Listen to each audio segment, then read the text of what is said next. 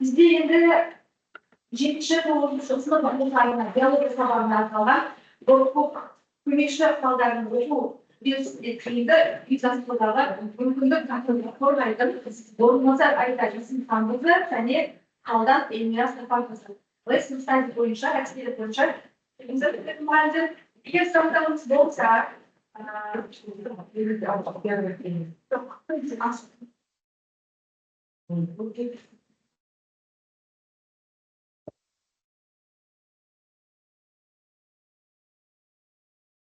сәлеметсіздер ме? Менің есімім Орынбасар Айта Жасынханқызы болады. Есімім Қалдан Эльмира Сапарқызы. Жақсыңыз дайындалғансыздар онда. Сәлеметсіздер ме? Бұл Сәкен, болашақта дәрігер болуды армандайды. 9-шы сынып оқушысы және ұбт-ға қазірден бастап биологиядан қалай дайындықты бастау керегін білмеуші еді. Сөйтіп күндердің бір күнінде Instagram желісінен Сәкен соңғы мектебінің биология пәнінен сапалы дайындалғым келеді ме? Онда бізге келісімен жаңағыдай парақшасына көрсетеді, жанамасына көрсетеді. Осылайша Сәкен жол мектебіне келеді. Бастапқы уақытта 1-тоқсанда Сәкенге оқу өте қиын болады. Жаңағыдай кітаптары түсініксіз болады, оқу материалының тым көптігінен Сәкенде кішкене өте қатты қиыншылықтар пайда болады. Бір күні ұстазы оған ерекше кітапты береді, ол кітап воркбук деп аталады. Күндердің бір күнінде Сәкен сол воркбукты жаңағыдай оқи отырып, тапсырмалардың жеңілдегенін, биологияны түсіндірудің кішкене оңайлығын байқай бастайды. Келесіде воркбукпен жұмыс жасай бастағаннан кейін білім деңгейінің айтарлықтай жаңағыдай жоғарылағанын байқайды. Сөйтіп Сәкен түсініксіз биология жаңағыдай барынша түсінікті болып, Сәкенге биологияны меңгеру оңайлай түседі. Және осыған қарап бізде тақырыбымызды анықтауымызға болады. Біздегі тақырып биология меңгерудың жаңа форматы 9-шы және 7-ші сынып оқушыларына арналған воркбук оқу құралы болып табылады. Бізде алдыңғы жылғы алғашқы тәжірибемізде 7-ші, 8-ші және 9-ші сынып оқушыларына воркбук оқу материалдарын жасаған болатынбыз. Бұл 7-ші, 8-ші, 9-ші класс оқушылары.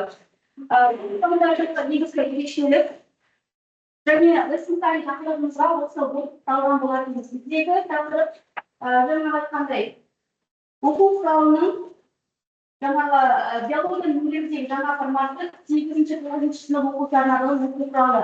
Сіздегі зерттеу мақсатыңыз қандай болды? Зерттеу мақсатының маңызы биология пәнін меңгерудегі оқушылардың воркбукты қолдана отырып қызығушылықтарын ояту, танымдық қабілеттерін арттыру және оқытудың тиімді жолдарын ұйымдастыру болып табылады. Воркбукта байқалғандарыңыздар келесі келесілеріңіз одан кейіннен. Бізде воркбук жаңағыдай алғашқы 3 реті жаңағы біздің мектептің эмблемасы, тақырыптары, авторлары және мына жақтағы барлық мазмұндама мектеп бағдарламасындағы оқытылып жүрген жаңағыдай жоспар бойынша жасалған болатын. Бізде 1-тоқсанға асықпағансаңыз, 1-тоқсанда воркбук жаңағыдай кеш келгендіктен оқушылар 1-тоқсанда воркбукты қолданған жоқ. Сол себепті оқушылардағы мына жерде білім деңгейін күнделіктегі скрин бойынша көрсеңіздер болады. 9-шы А сыныпында 73%, 9-шы Б сыныпында 61%, 87, 71 деген сияқты. Яғни оқушылардағы бұл көрсеткіштерді біз алдын ала, яғни мына жұмыс дәптерлерін пайдаланбай жатып, қандай болды деген мақсатта скринда болдық. Келесі бетке көше берсеңіз, бұдан кейін. Яғни воркбуктың ішінде қандай нәрселер бар? Жалпы бұл жаңағы айтқандай Қазақстан Республикасының мемлекеттік жаңағыдай бекітілген оқу бағдарламасы бойынша жазылған. Жаңағы құрылымдарында пәнаралық байланыстар бар. Бізде мектепте тағы да бір ерекшелік STEM бағдарламасы бойынша жұмыс жасаймыз. Яғни жобалық жұмыстар әр жаңағы 90 сайын бір сынып бір пәннен STEM бағдарламасын жүргізеді. Сол кездегі соған арналған арнайы тапсырмалар да ішінде бар. Келесі оқушыларға тағы да бір ерекшелігі бұл оқушылардың өзіндік жұмыс жасауына және өзіндік оқу деңгейінің анықтауына мүмкіндік береді. Келесі бұл жерде бізде титулкасы и жоспары. Келесі бетке берсеңіз, 1-тоқсанда жаңа айтып бізде воркбук келген жоқ. Сол себептен жаңа сабақтардың барлығы қарапайым дәстүрлі сабақ бойынша оқулықпен жаңағы жұмыс болды. 2-тоқсаннан бастап оқушыларға оқулықпен бірге осы жұмыс әдістемелері қолдарына беріле бастады. Бұл жерде 1-2-тоқсандағы айтарлықтай өсімді байқауымызға болады. Келесі білім сапасы қалай өсті? To'qqizinchi B sinfida dastlabkida 61%, birinchi to'qsonda 64% ko'rsatkichni ko'rsatayotgan bo'lsa, ikkinchi to'qsonda 78,5% arqonni ko'radigan bo'lamiz. Eng yuqori ko'rsatkichni bizga 9-chi sinfda ko'rsatdi. 9-chi sinf sinfida 93 ga 65% ga o'tgan bo'ladi. Ikki statistikada bu janada bizga kunchilik pozitsiyalar olgan bo'ladi. Kelasi 7-chi sinfda avtor o'zi tushunishni men 7-chi, 8-chi, 9-chi sinflarda davlat qanday sabab beraman. Denizga praktika shunday qadrdanda men o'zim o'sha ishda barham to'g'ridan bilsak bo'ladi. Bag'ana aslida kindik bizga birinchi to'qsonda жұмыс дәптерлері толып берген, сондықтан дәстүрлі сабақ ретінде кәдімгі кітаппен, сонымен қатар оқушыларға жеке тапсырма ретінде конспект жаздырып өттік. Одан кейін жұмыс дәптері. Енді жұмыс дәптерінің қандай артықшылықтары бар дейтін болсақ, негізі оқушылардың типтері бөлінеді ғой, аудиовизуал деген сияқты, иә. Сол жағына өте көп көмектеседі. Бізде негізі кәдімгі осы мектептерде қалай білмеймін, бірақ частный мектепке оқушылар келген кезде көбісіне жеке подход керек дейді, немесе тұйық оқушылар болады, немесе көпшіліктің алдына шығып айта алмайтын оқушылар болады деген сияқты, иә. Және де біз оларды сабақтың үстінде сол күйі қалдырып қоя алмаймыз. Яғни әрқайсысына біз ата-анасына жеке байланып беретін уақытта барлығына қай оқушы қандай типте оқи алады, қандай типте өзін көрсете алады, сол бойынша жұмыс жасауымыз керек. Және осы бізде жұмыс дәптері көмектесті деп айтқан болады, себебі именно 7-ші сыныптардың көбі өте тұйық болып келеді. Олар жаңа ортаға үйренісу деген сияқты. Сол кезде олар ортаға шығып, мысалы, топпен болсын, жұппен болсын сабақ айтуға қиналады да, жазбаша тапсырмаларды көп орындайтын оқушылар бар. Немесе бір ғана оқығаны, немесе екі оқығаны есінде салмайтын оқушылар бар. Енді жұмыс дәптермен қалай жұмыс жасайды? Бізде бірінші сабақ, бізде 40 минутта екі сабақ болады. Бірінші сабақ жаңа сабақ түсіндіріледі, тапсырмасы сұралады деген сияқты. Сосын жаңа сабаққа байланысты бізде жұмыс дәптерімен жұмыс орындаймыз. Яғни ол қалай жүзеге асады? Бізде оқушылар көптеген жұмыс дәптеріне 10-15 минут уақыт береді. Жаңа сабаққа өткен кезде мысалы көздің құрылысы деген тақырып, көздің құрылысы деген тақырып өткенде біз жартысын уже мектепте бастап қоямыз да, ал жартысын оқушылар өздері үйде алып келеді. Енді мынандай сұрақ туындауы мүмкін. Оқушылардың көшіріп орындап беруі мүмкін. Қазіргі таңда ChatGPT деген бар ғой, сол жақтан орындап беруі мүмкін деп. Негізі біз оқушыларды шынымен үйінде бақылай алмаймыз, олар бізге тапсырманы қалай орындап берді. Бірақ конспект жазып бергенге қарағанда, немесе оқып келіп түсінікті айтқанға қарағанда көп әсер етеді. Не үшін? Себебі оқушы бір жерден көшіріп жазатынның өзінде ізденеді ғой. Бірінші тапсырманы қарайды кітаптағы осы жұмыс дәптеріндегі, сол тапсырма бойынша ізденеді, және оны қайтадан жұмыс дәптеріне тапсырма көшіріп алады. Сол кезде хотя бы бізде 100% жаңадан алған ақпараттың 40-50%-ы осылай жұмыс дәптері арқылы естерінде қалады десек болады. Енді бізде 7-ші сыныптар бойынша оқу өлшеміне келетін болсақ, білім сапасы бізде күнделікті скриндар бойынша 7-ші А және де бізде 7-ші сыныптар 2 сынып, 7-ші Б сыныптардың 1-ші тоқсандағы және 2-ші тоқсандағы білім сапасы бойынша 1-ші тоқсанда бізде жалпы көрсеткіш 71,2% болса, 2-ші тоқсанда 73%-ға артқан. Және 7-ші Б сыныбы бойынша 1-ші тоқсанда 64,9% болса, 2-ші тоқсанда 69,4%-ға артқан. Және де бізде 7-ші А сыныбы 1-ші тоқсанда орташа балл 4,2 болса, 2-ші тоқсанда 4,75%-ға артқан. Және де жалпы көрсеткіш бізде үлгерім сапасы яғни 100% деңгейінде тұрақты сақталған. және де 71,2%-дан 73%-ға артқан. 7-ші Б сыныбы бойынша 1-ші тоқсанда 4 болса, 2-ші тоқсанда 4-5-ге көтерілген. Және де бізде 7-ші Б сыныбында, 7-ші А сыныбында 2-ші тоқсанда 2-ден 3-ге артқан. Бұл сізде зерттеу барысы бізде Алидата екеуміз осынса дейді бірге жүргізгендіктен екеуміз бір күніміздің сабағымызға еніп, оқушылардың жұмыс дәптерімен қалай жұмыс жасайды, қандай қиындықтар бар деген сияқты жалпы зерттеу барысы. Енді оқытуда біз айтып жатырмыз ғой, бұл тек қана оқушылар үшін ғана емес, сонымен қатар мұғалімдер үшін де таптырмас құрал болып табылады. Өйткені әр сабаққа тапсырма құрастырудың өзі көптеген уақыт алады. Мұғалімдер Ал университетте осындай оқу құралы болатын болса, алдағы уақытта оқушылар, яғни сабақты жоспарлау кезінде де уақытты өте тиімді пайдалануға әсер етеді.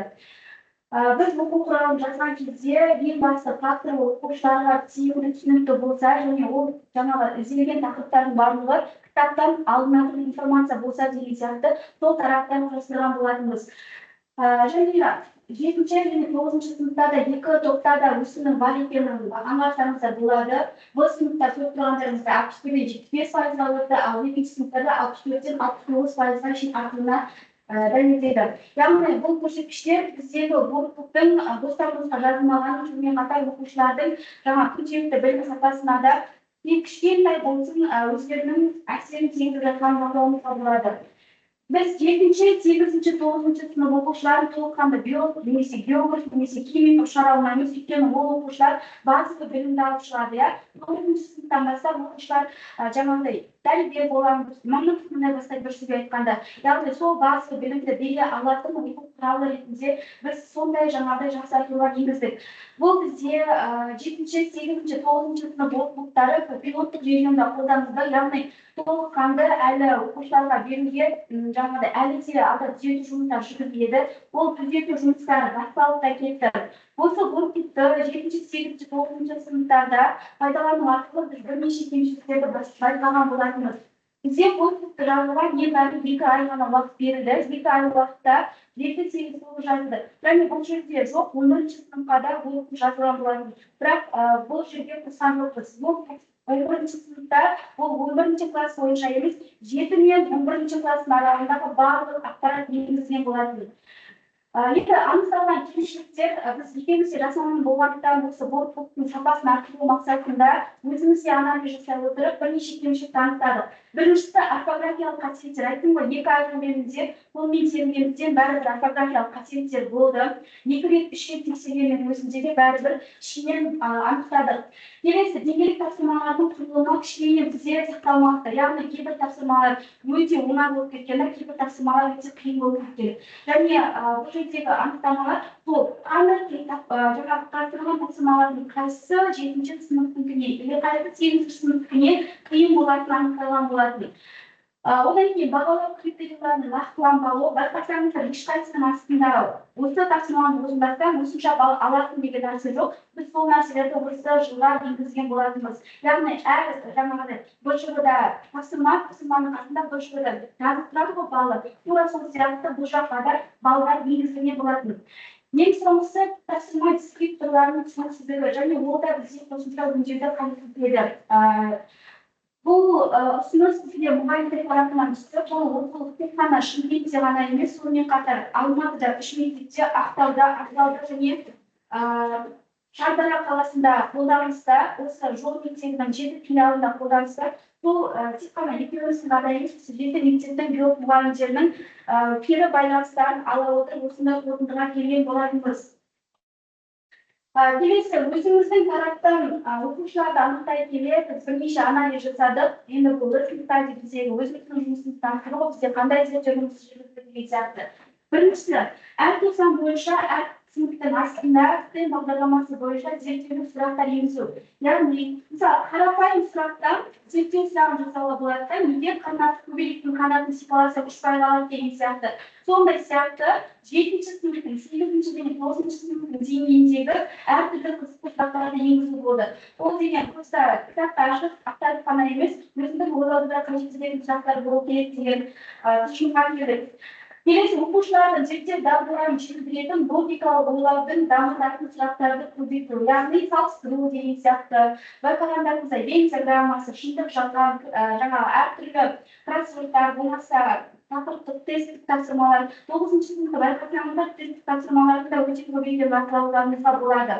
Бізде оқушы 7-8-9-да кәдімгі стандарт бойынша оқиды да, 10-ші сыныптан бастап уже кіріктірілген, яғни тек қана биохим болса, биохим бағытына тереңдетілген сондай бағытта оқиды. Яғни 10-ші сыныптан бастап оларға 10-ші сынып емес, 11-ші сыныптың 50% материалын жаңағыдай меңгеріп кетеді.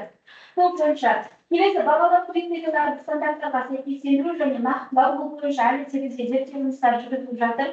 Мысалы, бір бағалау бойынша біз әртүрлі ақылыстар алып жатырмыз, мынау болады ма, болмайды ма деген сияқты. Биология тақырыптарына байланысты қосымша материалдар және бұл жерде ешқандай жаңағыдай платформалармен байланыс жоқ, сол платформаларды біз енгізгіміз келіп тұр. Бір сөзбен айтқан кезде QR-код арқылы видеоға түсіру деген, мысалы, ютубта да видеолар тұр, оны ешқандай оқушы ішіне ашып қарамайды да, бір сөзбен айтқанда. Сондай видеоларды QR-код арқылы енгізу. Аудио және интерактивті контент. Мысалы, логол арқылы ешқандай жаңағы Google аккаунтсыз кіріп тапсырманы орындата беруге болады. Сондай секілді QR-кодтарды енгізгіміз келіп жатыр. Бұл басталып кеткен жұмыстардың бірі деп айтуға болады. Енді бізде бағана айтып қояйын, жеткен мектептің мұғалімдері осыны тәжірибеден өткізіп жатыр, оқушыларға беріп пилоттық режимде. Қазіргі таңда қайтадан бізде осы жұмыс дәптерін толық жүзеге асырып жатыр. Енді содағы нақты ұсыныстар мен жетілдірулерге келетін болсақ, яғни алдағы уақыттағы біздің жұмыс дәптерде болатын жетілдірулер, олар бағана айтқан интерактивті тапсырмаларды қосу. Яғни бұл клубта бізде QR-кодтар арқылы түрлі тапсырмаларға, видеоларға кіру деген сияқты.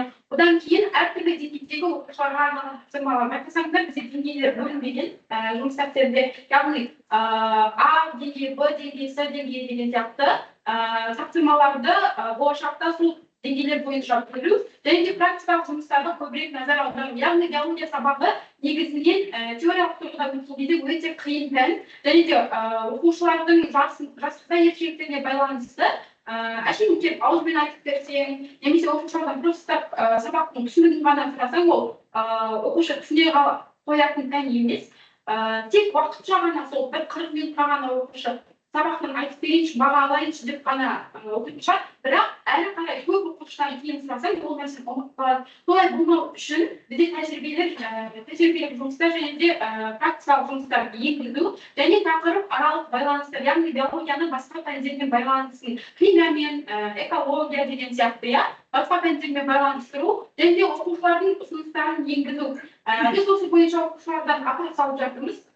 Жұмыс дәптері бойынша жұмыс дәптерге қандай тағы жетілдірулер керек, немесе сіздерге қандай ұсыныстар бере аласыздар деген сияқты. Яғни оқушылардың ұсыныстарын енгізу және соңғысы бізде мұғалімдер үшін әдістемелік нұсқаулық, яғни осы оқыту құралдарымен пайдалану кезінде, мысалы, бізде осы мектепте жатқан мұғалімдер қоя, бірақ қалған 6 мектепте мұғалімдер оқытуды жатқан жоқ, тек тәжірибе жүзінде оқушыларға беріп жұмыс жасап жатыр. Сол кісілерге бізде әдістемелік нұсқаулықтар дайындау.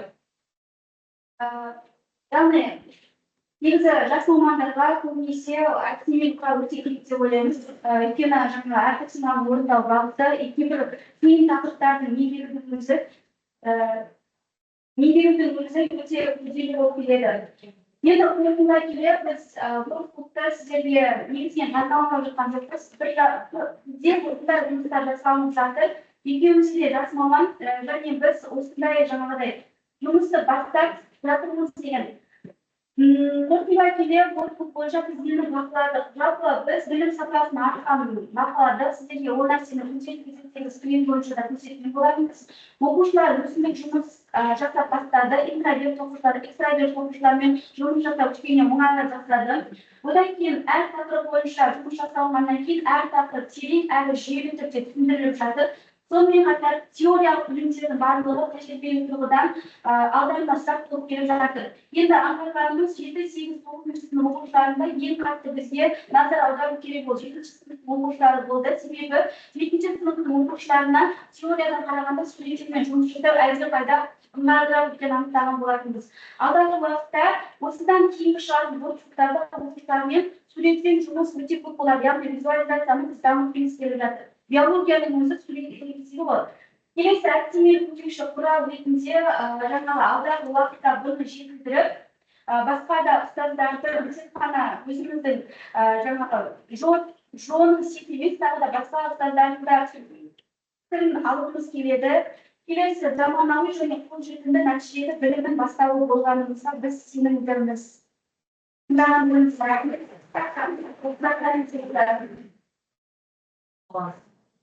Gibran var mı? әр пәннен бар, географияның, биология пәні, оқу саласының мәселен барлық пәннен бар.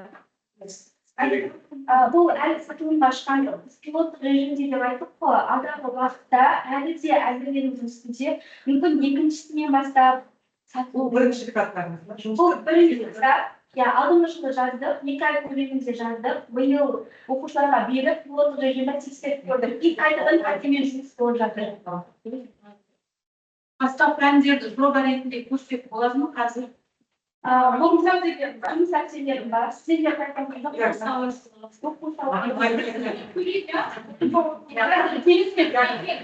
сөйлегенше біз іздеп көрейік. Егер бізден да оқушыларда мектепте қанша оқушы бар, нақты сол оқушыларға ғана заказ беріліп, басқадан шығады. Артық көлемде шығарылмайды. Нұсқасынан көрсетсеңіздер.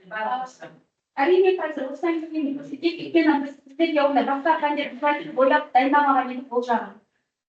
Тек өзіміздің пәнімізді ғана дайындадық.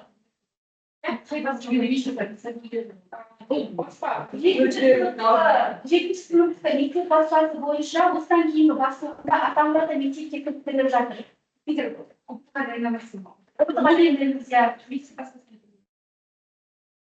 Айтылатын ғой, мынау оқулық бұл мектеп баспасы бойынша практикада сол мектептері біз мектеп баспасын оқимыз, бірақ айырмашылық бар ғой, мысалы жүйке жүйесінде айырмашылық бар. Сол айырмашылықтардың барлығы осы кітапқа барлығы толық енгізіледі алдағы уақытта. Бұл мектеп баспасы бойынша 8-ші сынып, 9-ші сыныпта баспа жоқ, 10-ші, 11-ші сыныпта бұл жалпы білім жабдықтың бағыты бойынша жасалды. 11-ші сыныптың сіздерге қазір мен көрсете аламын, визуалды түрде керек емес, жасақтарыңыз сізге Осы туралы сіздер өздеріңіз жасыңыздар, газеттілік болдыңыз. Ондай жоқ көзімнен дайын жоқ қой, енді осы жасыңыздар, сайтастар өзгертулер, өзгерістер болады. Оны сіздерге кім ұсынды? Бізде екеуміз ғана барлығын шешпейміз ғой. Яғни басқа мектептерде бізде мынандай нәрсе бар да, subject leader деген нәрсе бар. Ол subject leader барлық жылы мектептердің биолог мұғалімдермен тығыз қарым-қатынас жасайды. И subject leader мен болғаннан кейін барлық мектептің мұғалімдерімен жеке-жеке іскері байланыс ала отыра, қателіктердің бар екенін көре тұра, біз қайтадан жасауға алады. Ал енді қараңыздар, өзіңіздер десе мектептерде таңдаласыздар ғой, иә? Тек қана осы қайсы қолдама, бара жерімен жоспар бойынша негізі басқа мектептерге таратылу жоспарлануда, бірақ әлі күнге шейін бізге жинауы байлап болғаннан кейін ешқандай мектепке жібере алмаймыз. Стандартқа нақтыланған патент келгеннен кейін ғана барып жібере аламыз. Осыны сіздер бір жерге берсеңіздер, иә? Кәдімгі автономдық алып, тасымалдық сертификатын алып, одан кейін ғана барып сатылымға шығаруға болады. Бірақ әлі жоспар бойынша Биыл айларында осы түзетулер енгізді. Келесі жылы неге кеңеске ұсынамыз. Хаттамаға енгіземіз. Келесі баяндама. Сіздерге келесілердің география математика бағыты бойынша ойын технологиясын география сабағында пайдалану арқылы оқулар дайындау, оқушылардың қызығушылығын арттыру тақырыбында жақсы білетін мағжан бақылайды.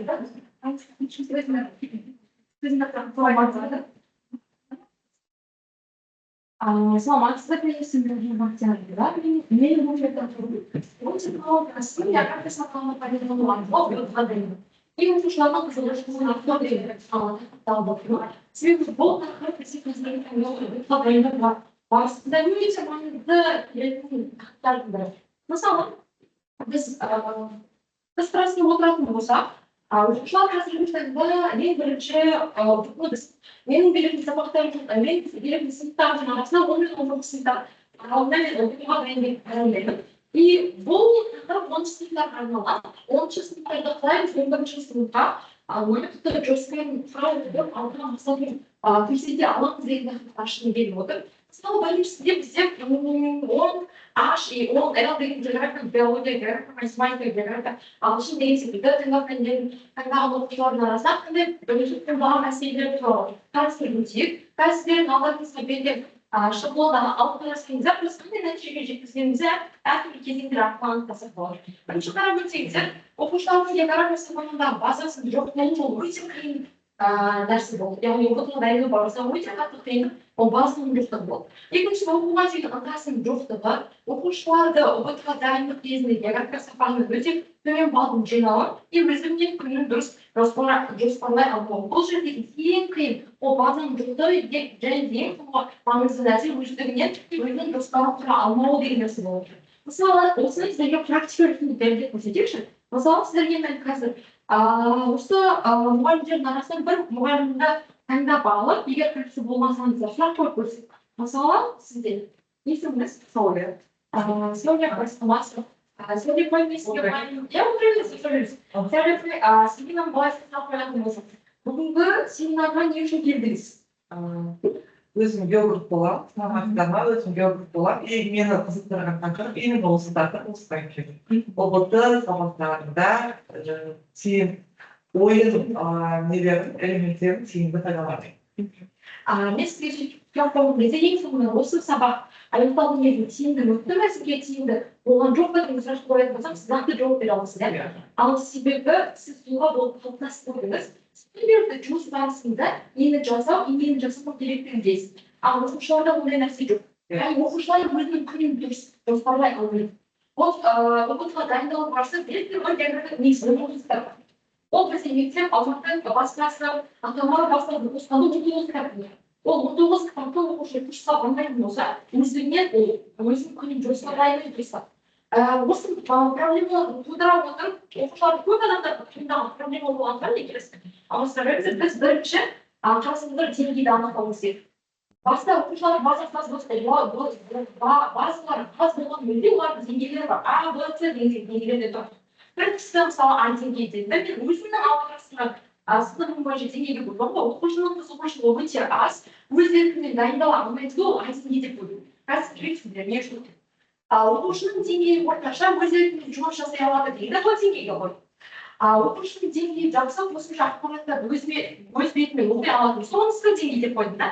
И бұл деңгейлерге қалай бөлдіңіздер деп сұрайтын болсаңыздар, ең бірінші келгенде база элементтерден бастайсыз. Картадағы алты бітек, немесе біз қай бітекте орналасқанымыз деген секілді қарапайым сұрақтарды қоюға ол оқушының бірінші деңгейін анықтауға болады. Немесе 40 минуттың өзінде оқушының сені сабағы қызығушылығы бар ма немесе тұрға беретін бір сабақтың өзінен жауап алуға болады.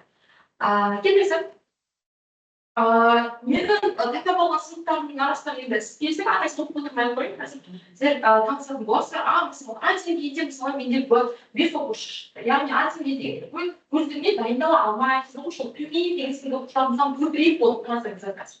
Бұл деңгейдегі оқушы бір оқушы, С деңгейдегі оқушы көп бізден бір деңгейде болды. Енді бұл оқытуға дайындық барысында қандай технологияларды қолданудың. Ең бірінші күресін алыңыз қалсам, ең бірінші жапондардың арасындағы ерекшелікті жоюға, яғни күн тәртібін дұрыс ретке келтіруге тырысу керек оқушыға. Мен Сәулемге сұрақ қойған кезде, Сәулемге әрбір сұраққа нақты жауап бере алады, себебі ол мұғалімнің өзінің өздігі бар жұмыс барысы и осы өмірде өзінің мақсатын анық білген адам. Ал оқушылар қай бағытқа баратынын немесе қай жолды таңдайтынын білмегендіктен оларға күнделікті жоспар керек. Мысалы, соның ішінде икигай деген бізде Жапониядағы ең жақсы методикалардың бірі бар. Бұл жерде аздан үздіксіз деген нәрсе. Мысалы, мен оқушыға бірден 5 параграфты жақтап беріп, немесе осы 5 параграфтың ішіне конспект жасап беріп дейтін болсам, оның қызығушылығы өте төмен болады. Мысалы, осының ішінде мен мынандай методикаларды көп қолданамын. Оқыту болғандықтан біз 90% оқушыларды ойнатып отыра алмаймыз. Біз олармен жұмыс жасап, деңгейге көтеруіміз керек. Еще аз уақыттың ішінде. Ол 1 жылдың ішінде немесе 2 жылдың ішінде. Сондықтан да мен поезд форматтарын көбірек қолданамын. Әсіресе поезд форматтарын қолданып білесіз, бастаңыздар, сіздерге өте көбірек мүмкіншіліктер орын алады. Мүмкіншіліктерді көп болады, себебі не үшін? Себебі қазіргі таңда бізде 40 сұрақ бар, оның ішінде бірнеше тапсырмалар бар. Мысалы, бір жауапты тапсырма, немесе сәйкестендіру, немесе контекстің сұрақ деген секілді, немесе көп жауаптың деген секілді сұрақтарды оқушылар қателеседі. Өзім оқыту саласында эксперт ретінде айтатын болсам, 13, 14, 15 сұрақтарға өте аз деңгейде сұрақтар. Одан кейінгі орысшаға сұрақ бастайды. Я барлық деңгейде сұрақтар келе бастайды. Вот сол кезде қарап отырсаңыздар, әрбір тақырыпқа жеке көз дайындалу. Ең оқу версиясының ішінде бір жауаптықтар бар, оның ішінде сәйкестендіру де болады, версиясында болады нәрсе. Бұл әрбір сабаққа керек дүние болып қалады. Себебі тақырыптың барлығы біз қамтып, оларды қолдануға алуымыз керек.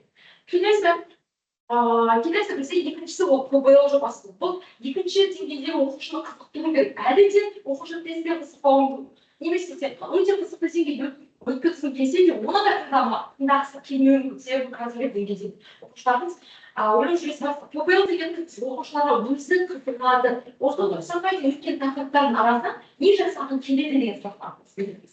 Оқушылардың арасында ешқандай қиналу болған жоқ, қатысасың деген нәрсе болған жоқ. Оқушылардың өздері таңдап алған жобасы, қарасаңыздар жаңалықтарды, жүрек планетасы туралы болады, архипелагтар қалай пайда болады, немесе қазіргі таңдағы Жапония, Қытай, Сингапур деген елдер өзінің теңіз жағалауындағы жерлерін өте тиімді пайдаланып жатыр. Аквариум арқылы жерлерін көбейтіп жатқан мемлекеттерге байланысты әртүрлі атмосфераға бату туралы ПБЛ жобаларды жасап көрсетіп, бұл осы ПБЛ жобасынан кейін оқушылардың ішінде мынандай нәрсе пайда болады.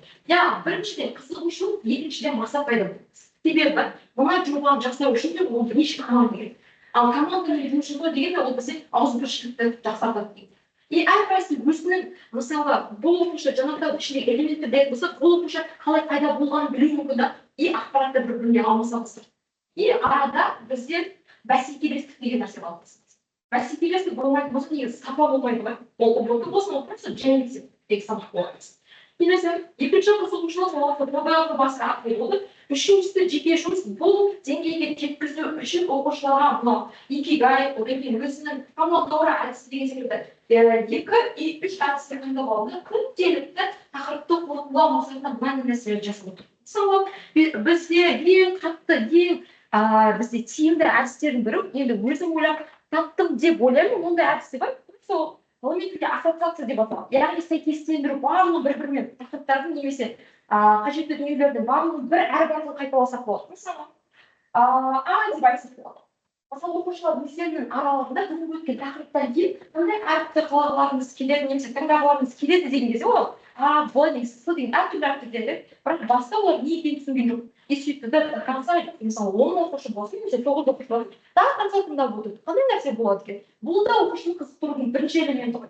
Енді дегеннен бастап, одан кейін біз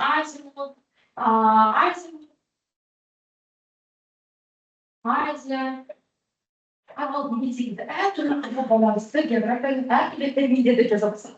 Осыдан бір 50 жыл өткен тақырыбына байланысты болады. 50 жыл 30 шыққан кезде әрқайсысынан жеке-жеке. Келесі. Мынаған байланысты әртүрлі сұрақты болған кезде оқушылардың помодоро әдісі арқылы осы методикаға байланысты өткен тақырыптың барлығын бір әріппен қайталап алады. Бұл өте жақсы әдістердің бірі негізі. Себебі оқушылар күнделікті естен түсіріп отырмайтын болса, олар естеріне шықпайды. Себебі ол қалыпты құбылыс естен шығу деген нәрсе. Осы әріптерді осындай ассоциация арқылы қайталау жүйесі күнделікті сабақты 2 немесе күн сайынғы арада қайталанып отырған кезде оқушылар қазіргі таңда кез келген сыныпқа кіріп мен беретін сыныптардың арасын кіріп көрсеңіздер, өткен тақырыптың басындағы 1-2 тақырыпқа дейін до конца деп. Себебі ол қандай 4 тоқсанның ішінде біз күнделікті қайталасақ, көз форматпен қайталасақ, одан бөлек біздің арнамызда мынандай нәрсе пайда болады. Негізі оқушыны сен бір нәрсеге қызықтыру үшін сен қандай жеңілдесің, өзіңде пример көрсете алуың керексің. Ол қалай? Мысалы, мен өзімнің бір күндік расписаниямды көрсетемін. Себебі ана жерде күн тәртібі қалайдан біз пайдалануға болады деген нәрсені көрсетемін. Мен өзімнің бірден, например, іште жасайтын курсқа барамын, осы материал дайындаймын десеңді өте көп мөлшерде жазып көрсетіп, күнделікті мен қалай жасаймын? Оқушылардың бірінші айтқан нәрсесі былай айтады. Осы күн тәртібіне қарап, осының бәрін қалай бересіз деген сұрақ барлық оқушыда. Бірақ ол жерде ең басты әдісі ол үлгереді емес, не тиімді жасау бар. Күнделікті үздіксіз 2 минуттан болсын, 5 минуттан болсын, бұның арасында 10 минуттан 5 жасау мүмкін, 2 жасау мүмкін, бірақ ол сапалы болу керек. Сол нәрсені мен оқушыларға көрсеттім. Осылайша біз жеке жұмысты Жеке жұмыста енді оқушыларды сәл қызықтырып алды, оқушыларды барлық қалыптастырып біз қалыптастырдық күнделікті сабақ арқылы и оларды помодоро әдісі арқылы қайталау арқылы салдық. Жеке жұмыста оқушылардың бұл сабаққа деген қанша процентке оқушылар біле бастады, немесе қанша процент өз үйлерінде дайындала бастады деген нәрсені эксперимент түрінде көрдік. Таян жасауға болады. Жеке жұмыста менде мынандай тапсырмалардың бірі болды. Енді өзімнің жеке каналым бар, өзім осы салада жұмыс жасағандықтан өзімнің видео сабақтарым да бар. И мен оқушыларға жеке тапсырманы былай бердім. Мысалы бір күннің ішінде осы видео сабақты көрсеңіз, конспект ретінде жазып кетсеңіз, бұл жеке тапсырма, ол өтпегенде тақырып болуы мүмкін. Мен көргім келді, оқушы соны қаншалықты жасайды, істейді деген нәрсе, и естен қалады деген нәрсе. Бірінші, екінші, үшінші осындай әртүрлі видео сабақтарды көре бастады оқушыларға челлендж ұйымдастырып, қандай челлендж? Сол енді 10 сынып болған, 11-ші сынып секілді түнде басқа уақыттарда жазу оларға тиімді, себебі барлық телефон болғанда отыратын болғанда. Түнде біз айттық, бүгін мынандай челленджге қатысады. Сағат, например, кешкі сағат 10-дан 12-1 аралығында бірінші, екінші, үшінші сабақты көріп, конспект жасайды, өздерімен сатылау көреді деген секілді челлендж ұйымдастырып көрдік. Қарасаңыздар, сағат 2-ден 29 кеткенде, сағат 0-ден 20 кеткенде, оқушылардың өте базасы жоқ болып кеткен оқушылар осындай іздеуге бастады. Келесі өткіз жасаймыз, қазір балдармен дәлелдеп көрсетейік. И оқушылардың баста жинаған А точкасы мен Б точкасын көрсеңіздер, яғни бұл жерде ақтың деп отырған ол нәрсені мен аштым деп айта алмаймын, бірақ өте базасы жоқ, сабаққа деген қызығушылық жоқ, оқушылардың қазіргі таңда осындай деңгейге жеткізуге әсер еттім деп ойлаймын. Мысалы, таңат қарағат сі деңгейдегі оқушыларды өздерімен дайындалып кете алады, бірақ базасы өте аз еді бұл оқушылық. А точкасы географияны 38 балмен деген. Ал Б точкасы последний тапсырмада 32 балға көтереді. 32 балл деген ол оқушы үшін өте жоғары деңгей. Себебі ол видео сабақтарда көре бастады, жауып бастады, күн тәртібінде мені кеше 2 видео сабақ көрдім. Немесе мен бөлек басқа да видео сабақтар көрген. Және де А точкасы 14 болған, Б точкасы 25 балл қарасаңыздар, 15, 12-ден 20-ға көтерді, 9-дан 22-ге көтерді. Бұл нәрсенің барлығы тиімді методиканың әсерінен деп ойлаймын. Қазір сенсеңіздер оқушыларға бүгін өткен тақырыпта кімнің қызығушылығы толық болды, кім осы тапсырманы үйде жасап келейінші деп өздеріне сұрайды деген деп мен өткен тақырыпта WhatsApp-қа жіберіп жүрдім. Біз WhatsApp-та немесе Telegram-да өзімізбен ақпараттарды алмасып сабақта түсіндірдім, тура осындай түсіндірдім, сұрадым, зачет тапсырды, сыныптан шығып кеткеннен кейін үйге барып қарасам, ол оқушылардың WhatsApp-та кішкене келе бастады. Қоймай қояйын дедім. WhatsApp-та оқушылар тең келе бастады, ақпай презентацияны жібересіз ба? Біз жаза берейік ба, конспект жасамыз ба, тест жібересіз ба деп оқушыларды өздері үшін сұрағандай деңгейге жете бастады. Обычно бізде мынандай үй жұмысы, сразу ақпай жібермеді ба? Знаете, мы жібермейтін болса, сұрамайды ғой, деген секілді нәрсе болады. Оқушының сондай деңгейге жетеді, немесе сұрайды деген мақсатта жасап көрген, оқушылар презентация қашан жібересіз деп бастайды. Бұл жерде айтқым келіп отырған үлкен бір жаңалықтың ашу емес бұл жерде оқушыны мұндай деңгейге жете алуда біз оқушы үшін өте үлкен пример етеміз. Мен оған өз басым 6 жылдың ішінде өте көп көз жеткіздім, тәжірибе жүзінде де оқушылармен сөйлесу барысында да. И осы сынып негізі осы сіздерге көрсеткен сынып өте деңгейі төмен, чем басқа пәндердің тапсырған оқушыларға қарағанда. И олардың деңгейінің өзі осындай деңгейге жеткен. Ол сынып үшін өте жақсы, әсіресе бұл тақырыптардың ішінде біз тек қана физикалық география бөлімі, Қазақстан физикалық география бөлімі и әлеуметтану бөлімді ғана біздің география өте көп айтылады. Спектр әдісі бар, картография өте қиын бөлімдер келесін. Осындай деңгейге жеткізу. Сіздердің сұрақтарыңыз челленджді итог болды. Челленджде итог бізде 16 негізінде 16 оқушыдай бар да, 16-ның барлығы қатысты деп айтпай қояйық. Чистый, бұл жерде көрсетіп отырғанымыз екі аптаға жасаймыз. 16 оқушының ішінде тек қана 8-і ғана осы челленджге қатысты да, и кешкі тамақ осындай видео отчеттарын немесе бұл да арқыларын көрсетті. Именно оны дәлелдеп көрсетейін деп оқушылардың ертесіне барып қараған кезде сұрақ қойдым да просто әшейін жазған немесе оны толық нақты қарап шықтағым келген деп сұрақ осындай әріптермен ассоциация жасап жатқан кезде өзімде видео сабақтардың өтпеген тақырыптардың арасында бір сөз қосамын. Ақырсын режим оқығанда видео сабағын айтқан едім ғой. Адамдар тілі ағзы, жер политасы тілі ағзаға түсінеген бізде тұратын еді ғой. Президент себебі ғой, қайсының экономикасы деген еді. Сұрақсыз басқа информацияны тыңдап отырда, бұл жерде ұбт-ға дайындау барысында менің білгенім оқушы өте деген өздеріне қайталау. Бізден 100% тақырыпты үйренгенмен ол үйге барып қайталамайтын болса, одан ешқашан да риск ашпайды. Ал сол өздеріне қайталау үшін жаңағы күнделікті миына информация салып жүрміз. Мәселен, не үшін сабаққа келдім? Деген нәрсенің орнында бүгінгі біздің тақырыбымыздың ішінде сен өткен қандай бір сұрақ қойса, деген секілді басқа форматта сұрақ оқушы күнделікті сұрақ қойып миына информация беріп отыратын болса, ол күн жоспарлай алады.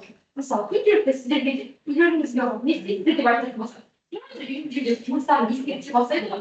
Оқушыларда ондай миында план оқушы миында планы жоқ та, сондықтан да оқушылар оны күнделікті есіне түсіріп отырған кезде бір рет жасамайды, екі рет жасамайды, үш рет жасамайды, төрт реттен бастап олар жайлап жоспар үйренеді. Осындай деңгейге жеткізді. Енді сіз деңгейлері оқушыларға олардың бәрі бір сыныпта қалай жүрсіз. Бізден ондай ғой, мен оқыс баласы болғанда біз оқушылар бүйтіп жаздай алмаймыз ғой. Жақсы оқушыларды бір ғана топтар жинап, немесе слаб оқушыларды бір топтар жинап болсақ, олардың арасында бәсекелестік деген нәрсені қалыптастыру қиын болады. Бұл А, Б, С дегендегі оқушылардың биологиясы әрбір топта немесе әрбір сыныпта бар ондай оқушылар. А, Б, С деңгейдегі оқушылар. Оларды жайлап бір-біріне теңестіру тек қана осы методикалардың ғана көмегі тиеді да. Қайталап жүйесіздік жұмыс немесе өзіне бір тапсырма беру деген секілді. Бірақ бізде обычный мен айтып отырған сабағым негізі обычный сабақ болса, ұбт деген нәрсе өте көп ауқымды алатын нәрсе негізі. Оқушылардың А, Б, С деңгейіндегі оқушылардың бәрінің бірдей түсінікті болу үшін әрқайсысына әртүрлі методиканы қолдануға болады. Мысалы, А деңгейінде оқушы өте қызығушылық көреді деп айтты ғой, олар бір нәрсені бүгін естігенде ертең ұмытпауы мүмкін, бірақ оларға видео сабақ беру деген секілді. Ал С деңгейіндегі оқушы ол бүгін айтқан сенің тақырыбыңды қазір жаттап алады, немесе үйіне барып бірнеше күннің ішінде жаттауы мүмкін, бірақ ол өздігінен жасай алады. Оған ешбір подходтың керегі жоқ негізі. Оған тек қана жолын салып беретін болса, көрсететін болса, ол ары қарай жүріп кете береді. Оған тек қана қадағалау ғана.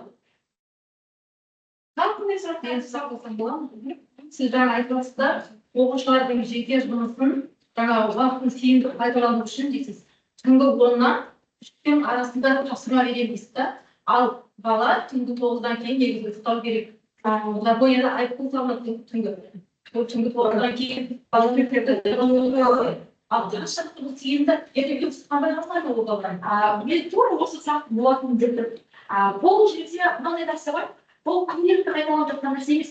Күнделікті сағат 10 мен немесе 2 күн аралығында сен тапсырма жасау керексің дегенді білдірген. Бұл мынау оқушы деңгейі төмен оқушылардың күнделікті попаян жұмысы, күнделікті сабақтарға қызығушылығын арттыру үшін немесе қызығушылығы бар ма немесе жоқ па деген нәрсе ол үйде отырған кезде ғана анықтай аласыз.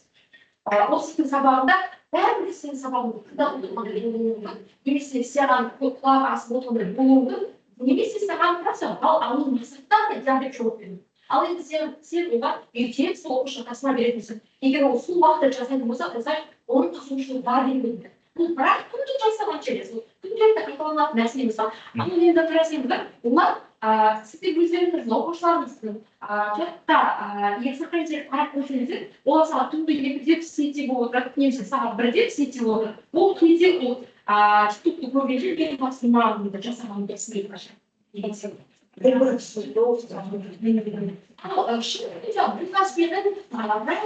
Негізінен нәтижеде жазып қойған жерде бұл жерде мен толық в целом көрсете алған жоқпыз. Енді в целом шын ба, идеально, растқа немесе өтірік па деген нәрсе оқушылардың ішіне кіріп көргенде ғана біле алатын едіңіз.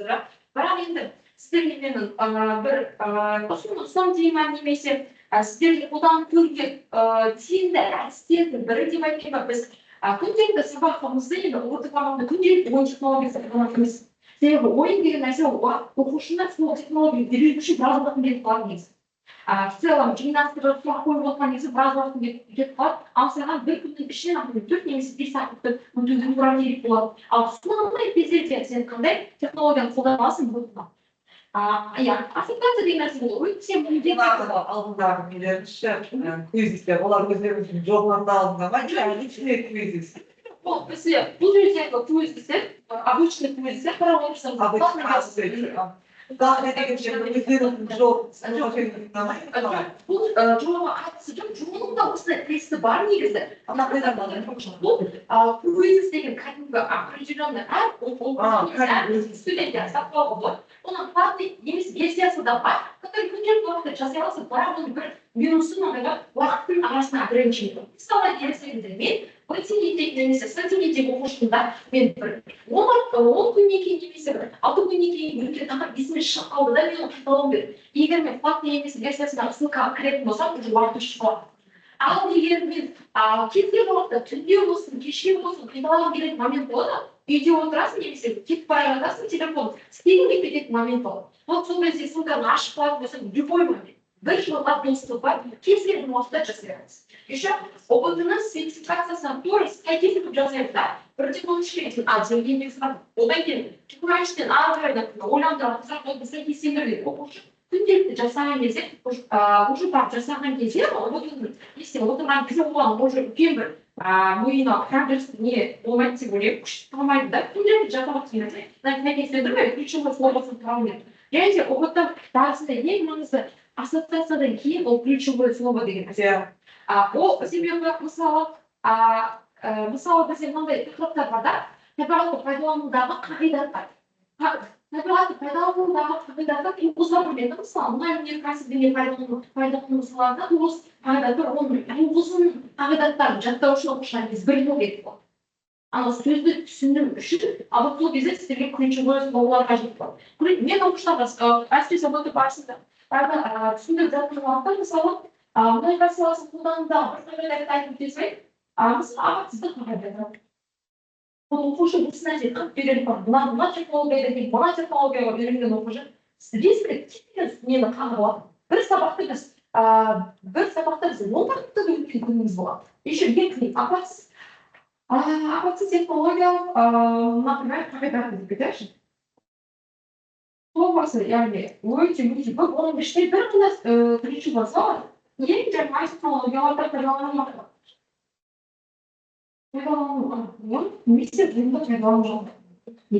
Оқушыға бір информация бересіз. Мысалы, мұнай мен газды қолданған кезде келесі нәзірені мынау Каспийдің солтүстік шығыс бөлігі. Каспий 5 мемлекетпен шекараласады. И Қазақстан егер ескі насос, ескі техниканы қолданып Иран бұл технологияны қолданатын болса, қайсы мемлекетте апаттың болу ықтималдығы жоғары болсын, сразу ескі несіне түсіріп, значит, біз апат болу үшін қандай технологияны пайдалануымыз керек, ең жаңа технологияны пайдалануымыз керек деген секілді. Осы сөзді жаттап қойасың, күнделікті мынандай ассоциация өзінде не болатын болса. Мұнай технологиясын пайдалану барысында қандай апатсыз технологияны ключевой словосын береді деген кезде олар ең жаңа технологияны техниканы қолдану керек. Себебі оларға географ болмайды немесе осы ғылым саласын түбіне түспейді, оларға 1 жылдық немесе 2 жылдық қаймақаңыз керек. Чтобы жоғары деңгейге көтеру үшін.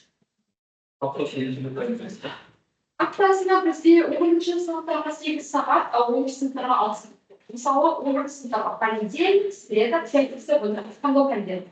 Ал 10-ші сыныптарға вторник и четверг күні болады. Азырғы уақытта болады, немесе сабақ. Иә, сабақ өтсе таңдау пәнді болған кезде оқушылар таңдау пәнді дегенде. Мысалы, понедельник күні 11-ші сыныпта таңдау пәнде болып жүрген соң, вторник күні қазақ тілі орыс тілі әдебиет деген секілді пәндер оқиды.